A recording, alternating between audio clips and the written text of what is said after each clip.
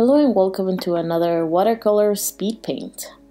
This time you get to see my Peonies piece. I was actually very proud of this one, even though it took me about maybe 5 or 6 hours to color. Mostly because I don't pre-plan colors or pre-mix colors. So yeah, that's what happens. I just wasn't satisfied, so I went with very light layers until I got the right color that I wanted. And I'm very happy with how it turned out. And I think eventually I will put it in one of my friend's art galleries that he's going to be putting up in his art and sit bar. So for the sketch itself, it took me, I'm going to say no more than 30 minutes to sketch out. I do very rough and then I transfer into the correct paper with a light box. And then I went straight ahead with painting because who cares if you don't know what you want to do right away. That's part of the fun, the process and experimenting. So it took me a lot of light layers.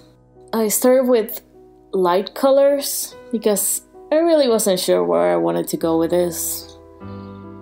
And basically for the whole thing I used maybe 5 or 6 colors in the whole thing.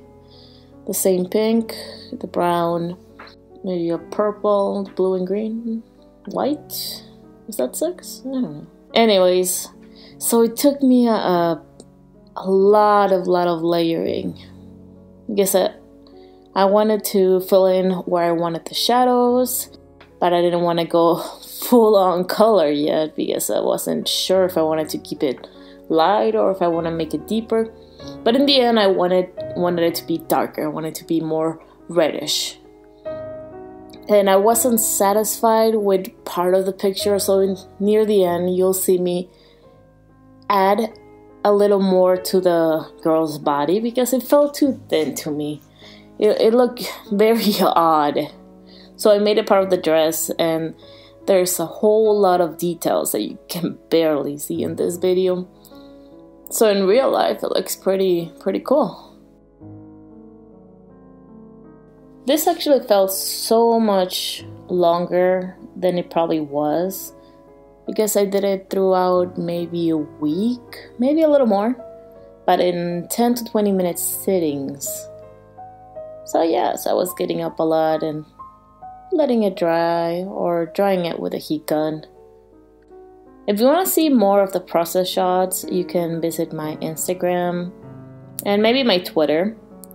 My handle is NIRETHS, same as almost all of my usernames needed. So you can check them out there if you're interested. You will also notice that at the end, I kind of leave it off before finishing it up in video because I was getting a lot of errors with my memory card because I lost my main one and I'm using this old one, and it's been a pain because it doesn't hold as much memory, and my computer was full at the time and I was getting frustrated, so I just finished it off camera. So I hope you don't mind. Yes, it was probably around an hour of detailing with the white and re-inking with the micron pens because I put a lot of details that I wanted to show up in the end. Anyways, I hope you enjoyed the rest of this video. Let me know what you think in the comments, if you have any ideas of what should I do in the future, and I'll see you next time.